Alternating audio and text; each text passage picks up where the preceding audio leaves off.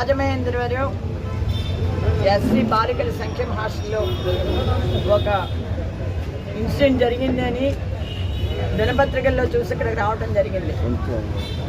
ముఖ్యంగా ఆడపిల్లల్ని మారుమూల పల్లెటూళ్ళలో చదివించుకోవడానికి వసతులు లేక వారు బలహీన వర్గాలకు చెందిన వారు అయినప్పుడు తీసుకొచ్చి ఇటువంటి సంక్షేమ గృహాల్లో జాయిన్ చేసి వాళ్ళ పిల్లలు చదువుకుంటున్నారు కదా అని తల్లిదండ్రులు సంతోషంగా ఉంటారు.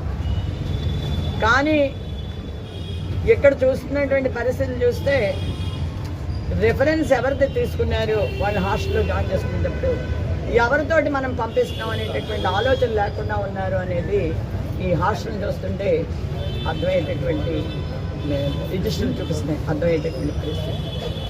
ఒకే ఒక్క విషయం ఇవాళ ముఖ్యమంత్రి గారు మాట్లాడితే చెప్తారు, ఎవడైతే మహిళల మీద అత్యాచారం చేస్తే అదే వాడికి ఆఖరి రోజు అని చెప్పి చాలా చెప్పారు ఇప్పటి వరకు. మీరు ఏ ఒక్కడికి శిక్ష పడదు.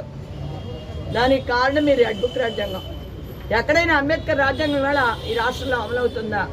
ఎక్కడ చూసినా బ్లడ్ బుక్కే కనిపిస్తుంది తప్ప రెడ్ బుక్ ఎక్కడ కనిపించదు. మీరు పోలీసులను అడ్డపెట్టుకుని ఆటవిక రాజ్యాన్ని రాష్ట్రంలో నడుపుతున్నారు. మాట్లాడితే దేనికైనా సరే జగన్మోహన్ రెడ్డి పేరు ఎత్తున్నారు. జగన్మోహన్ రెడ్డి పేరు చెప్తే మీకు తడ. ఇవాళ చెప్తున్నాను, జగన్మోహన్ రెడ్డి గారు ఆ రోజున వసతిదేవనని లేకపోతే విద్యాదేవనని గోరుముద్దని పిల్లలు ఏ రకంగానే ఇబ్బంది పడకూడదు, బాగా చదువుకోవాలనేటటువంటి ఆలోచనతో జగన్మోహన్ రెడ్డి ఆ రోజున విద్యార్థులకు అనేక వసతులు కల్పిస్తే ఇవాళ హాస్టల్లో ఈ రకమైనటువంటి దౌర్భాగ్య పరిస్థితులు వచ్చినాయంటే నిజంగా అందరూ బాధపడవలసినటువంటి అవసరం. మొదటి రోజున వెళ్ళి హాస్టల్లో బొద్దింగ్ కనిపించిందని చెప్తారు ఈ హోమ్ మినిస్టర్ గారు.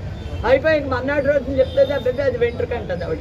అంటే బొద్దింకి వెంట్రుకి తెలియదా? లేకపోతే పేపర్లో మీరు బొద్దింకి మీ చేతితో పట్టుకునేట్టు వస్తే అది కూడా మీకు తెలియట్లేదా? మీరు మాట్లాడితే వైఎస్ఆర్సీపీది శవ రాజకీయాలంటారు, లేకపోతే బ్లేడ్ రాజకీయాలంటారు. ఎవరు చేస్తున్నారు?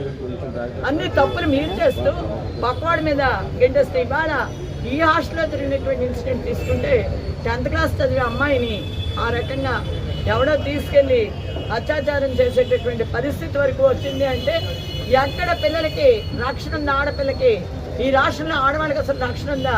నడు రోడ్డు మీద ఒక ముగ్గురు అన్నదమ్ములు కలిసి వెళ్తుంటే వాళ్ళని చంపేసి ఆ సుజాతమ్మ అనేటటువంటి ఆ కుటుంబానికి అన్యాయం చేస్తే ఈ రోజు వరకు మీరు ఏం చేయలేదు. 1-2 లక్షలు ఇచ్చేసి అక్కడితోటి మీరు దుర్పేసుకునేటటువంటి పరిస్థితి చూపిస్తున్నారు. ఒక ఆడపిల్ల జీవితం నాశనం అయితే ఆ కుటుంబానికి ఉండేటటువంటి షాప్ ఏంటో మీకు అర్థం అవ్వట్లేదు. మీరు కబుర్లు కాదు చెప్పాల్సింది, రండి జరుగుతున్న వాస్తవాలు ఏంటో చూడండి. ఎక్కడో కూర్చుని మీరు మాట్లాడుతూ ఊరుకునేటటువంటి పరిస్థితి ఉండదు. రోజు మీరేదో భయపెడతా ఉండి జైలుకి పంపించేస్తాము. ఎందుకు ఇటువంటి